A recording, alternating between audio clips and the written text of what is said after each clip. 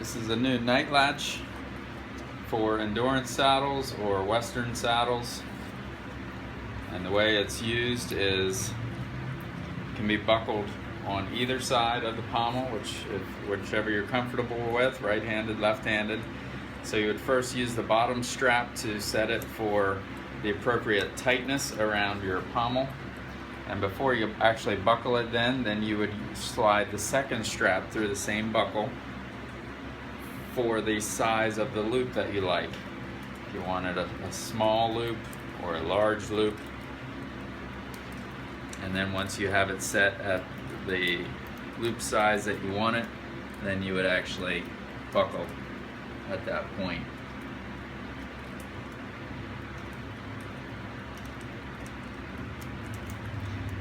Slide that through.